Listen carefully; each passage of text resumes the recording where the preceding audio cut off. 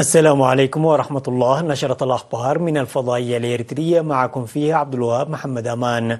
والبدء بأهم العناوين. الإقليم الأوسطي يشهد أنشطة واسعة بمناسبة ذكرى الشهداء. إحياء اليوم العالمي لمكافحة التصحر والجفاف. تدريب الشباب لصيد الأسماك في دبري.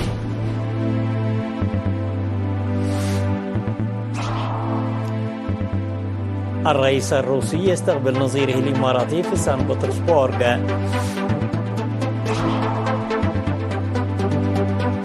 كوبا وإيران توقعان عدة اتفاقيات لتعزيز العلاقات بين البلدين. وصول قواص نووية أمريكية إلى كوريا الجنوبية.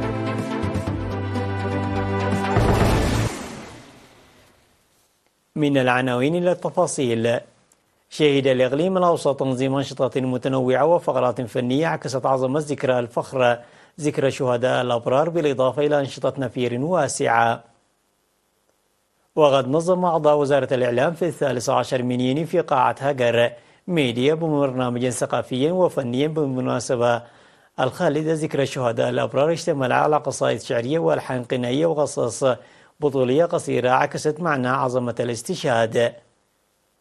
وفي برنامج مماثل نظمه مكتب أعضاء مكتب الجبهة الشعبية للديمقراطية والعدالة في 15 من يونيو حفلة بفقرات فنية وثقافية اتسمت بسرد بطولات صناديد وحماة الوطن وتحميل أمانة الشهداء للجيل الحالي. ونظم أعضاء فرقتي 70 و16 التعاونيتين في 10 من يونيو برنامجا فنيا وثقافيا ورعاية الأشجار بمناسبة ذكرى الشهداء. في غضون ذلك نظم أعمال شركة عنبربب التساهمية في ضاحية قرمة بمديرية سرجاغا وطلاب كلية أوروتا للطب والعلوم الصحية في كلياتهم برامج بمناسبة 20 من يونيو ذكرى الشهداء الأبرار، فيما نظم أعضاء شركة حارات للمواصلات في منطقة ميدي منت أعمال درجات قنواتية ورعاية الأشجار وسقيها وكذلك أنشطة أخرى. وأعرب المشاركون في الأنشطة المتنوعة عن فخرهم واعتزازهم بمشاركتهم في أعمال تعظم ذكرى الشهداء، مؤكدين القيام بضرورة متابعة الشتول المغروسة حتى تصل إلى المستوى المطلوب.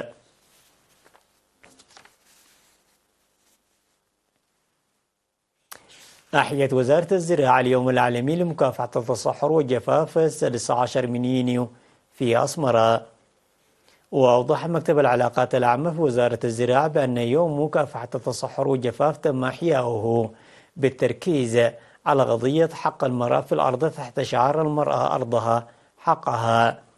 وأوضح المدير العام لقسم التنوع الزراعي السيد سمرام نصوم أن هدف اليوم العالمي لمكافحة التصحر والجفاف رفع الوعي المجتمعي في القضية وتشجيع المشاركة الاجتماعية، وأن الشعار المختار كان لإبراز التجارب النموذجية للمرأة في تنفيذ أهداف التنمية المستدامة عامة وخاصة الإدارة المستدامة للأراضي، وكذلك رفع دور المرأة في القيادة والقرار.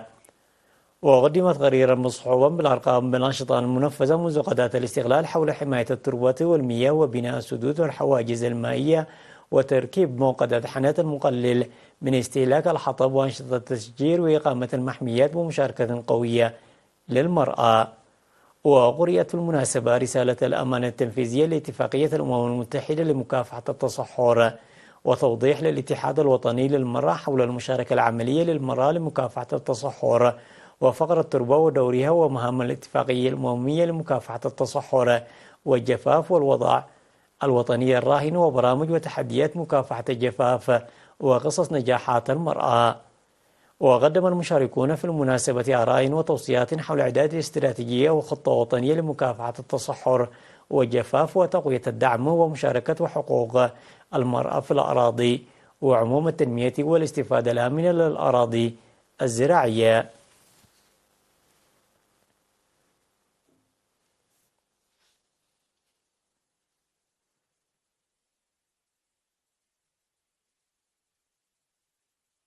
تلقى 18 شابا في دوري بمديرية لاغو عنسبة دورة تدريبية نظمها مكتب وزارة الثروة البحرية في إقليم القاشبركة حول صيد الأسماك. شمل التدريب النظري والتطبيقي الذي استمر ل10 أيام صيد الأسماك من السدود وكيفية طهيه إضافة إلى السباحة. وقال مدير ضاحيتي الدوري عبد الهندسة السيدي يبتخل مريم في مراسيم التخريج في 15 من يونيو أن سد المنطقة أحدث تغييرا كبيرا لمساهمته إلى جانب توفير مياه للشرب والسقي والري في إنتاج السمك.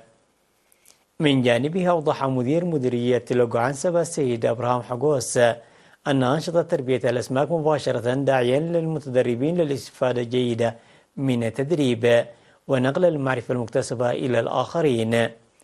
تبعد دبري من حاضرة مديرية لاغو عنسبة مغرقة حوالي 3 كيلومترات إلى الشرق.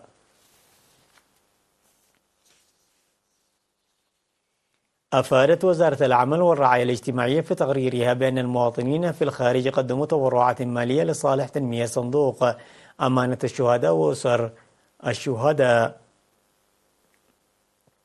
وبموجب ذلك تبرع المواطنون في مدينة سينات بالولايات المتحدة الأمريكية المتعاطرين تحت جمعية أمانة الشهداء $5,000، فيما تبرعت لجنة الإريتريين في كالاغاري الكندية ب16,305، وفي تورونتو ب12,882، وأعضاء ومتابعي قنديليو ب12,000 نقفة، ولجنة مدينة إدمون 7,492، ولجنة هيملتون 7,000، والإريتريون المهتمون في مدينتي كيتشر والطور ب5,302، ولجنة الاحتفالات في مونتروال ب3,665، والإريتريين في مدينتي غالفولينغتون ب1,160، والجالية في مدينة لندن وأنتوري ب630، وكذلك لجنة مدينة وينبانك ب$7,000 كندي لصالح صندوق أمانة الشهداء. كما تبرعت مجموعة صناعات الصمود في ألمانيا ب2450، واللجنة الوطنية في فوبرال وضواحيها ب2000، وفي فرانكفورت ب8,000، وفي كاسل وضواحيها ب1551، وشتوتغارت وضواحيها 3,985، والإريتريين في دوزولف وضواحيها ب3,400 يورو. وقد تبرع الإريتريون المقيمون في كندا ب19,370 طلان، ومجموعة حدر لنا كي ندفر المقيمين في مختلف المدن ب$3,600، والمرأة الإريترية في ألمانيا ب4,500 يورو، والمواطنين في برلين ب3,000 يورو، واللجنة الوطنية في ميونخ وضواحيها ب4,800 يورو، فيما تبرع عدد من الأفراد ب17,015 يورو.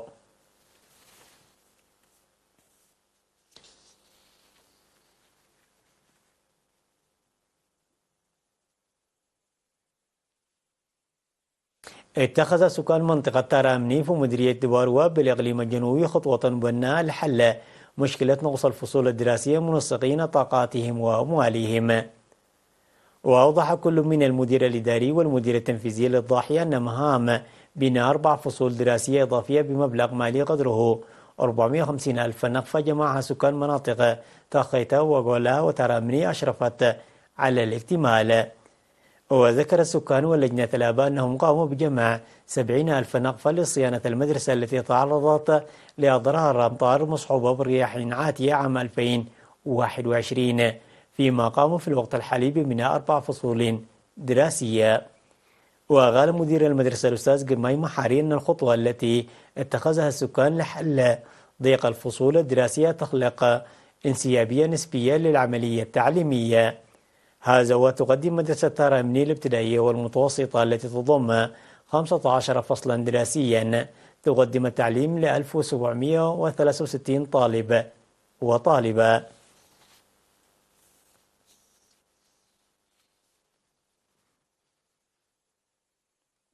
دشنت مطبعة حدرية الأمانة في 15 من يونيو كتابا صوتيا بعنوان قاموس إنجليزي تقرينيا للمؤلف تكي تسفاي، بالإضافة إلى كتاب آخر بعنوان حامد إدريس عواتي للكاتب هيلة سلاسي ولو.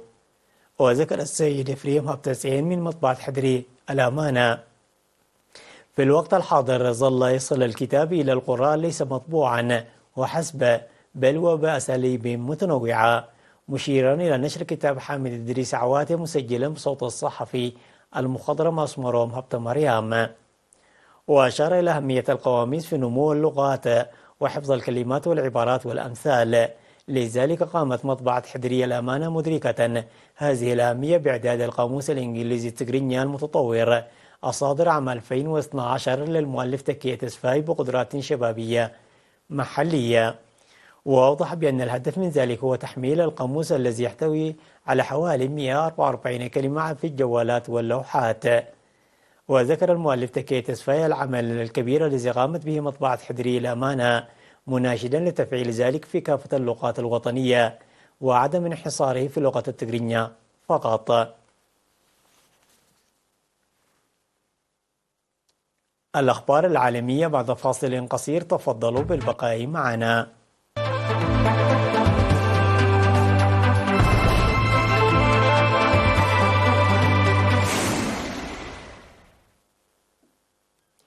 أشاد الرئيس الروسي فلاديمير بوتين بعلاقات بلاده مع الإمارات العربية المتحدة أثناء لقائه رئيس الدولة الغنية بالنفط الشيخ محمد بن زايد آل نهيان في سان بطرسبورغ، حيث يعقد منتدى بطرسبورغ الاقتصادي الدولي في الفترة من 14 حتى 17 من يونيو الجاري.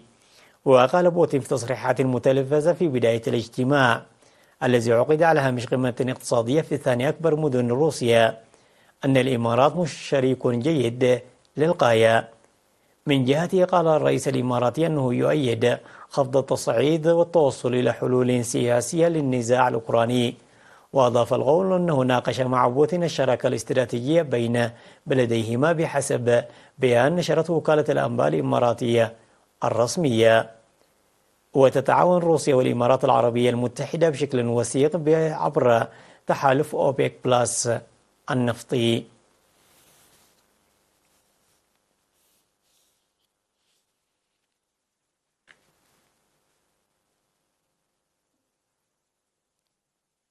وقع الرئيسان الكوبي ميغيل دياز كانيل والإيراني إبراهيم الرئيسي اتفاقيات لتعزيز العلاقات بين البلدين في إطار زيارة الرئيس الإيراني لهافانا، إذا تشمل الاتفاقيات الموقعة التعاون الشامل في العلاقات الخارجية والاستشارات السياسية، كما تشمل الاتفاقيات مجال الجمارك وتبادل المعلومات وتطوير الكوادر، وفي مجال الاتصالات والتكنولوجيا، بالإضافة إلى اتفاقيات بين وزارتي العدل للبلدين.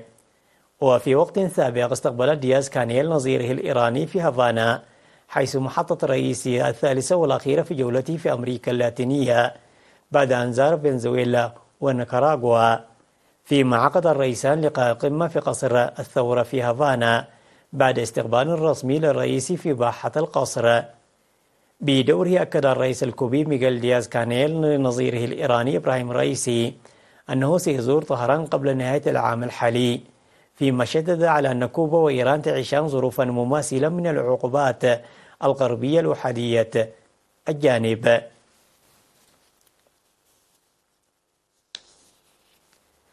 وصلت غواصة أمريكية حاملة للصواريخ موجهة تعمل بالطاقة النووية ISS إلى كوريا الجنوبية للمرة الأولى في 6 سنوات، وذلك بعد يوم من إطلاق كوريا الشمالية صاروخين بلاستيين. وذكرت وزارة الدفاع الكورية وفقا لما أوردته وكالة الأنباء الكورية يونهاب أن الغواصة USS ميشيغان الحاملة للصواريخ الموجهة التي يبلغ وزنها 18,000 طن رصت في قاعدة بحرية في بوسان على بعد 320 كيلومترا جنوب شرق سول، بعدما أطلقت كوريا الشمالية صاروخين بلاستيين قصيري المدى باتجاه البحر الشرقي. وخلال زيارة الغواصة إلى كوريا، تخطط البحرية الكورية والأمريكية لإجراء تدريبات لعمليات خاصة مشتركة لتعزيز التشغيل المشترك وقدراتهم على القيام بهذه العمليات، مثل الاستجابة لتهديدات الكورية الشمالية المتقدمة. وستشارك الغواصة في مختلف أنشطة التبادل الودية مع البحرية الكورية بمناسبة الذكرى 70 لتحالف البلدين.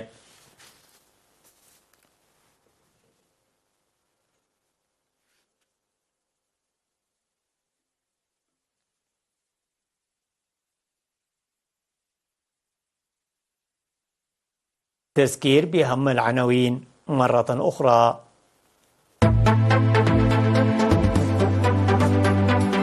الإقليم الأوسط يشهد أنشطة واسعة بمناسبة ذكرى الشهداء. إحياء اليوم العالمي لمكافحة التصحر والجفاف. تدريب الشباب لصيد الأسماك في دبري.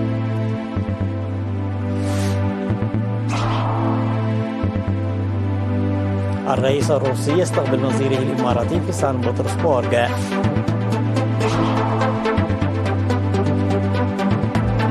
كوبا وإيران توقعان عدة اتفاقيات لتعزيز العلاقات بين البلدين. وصول قواصة النووية الأمريكية إلى كوريا الجنوبية.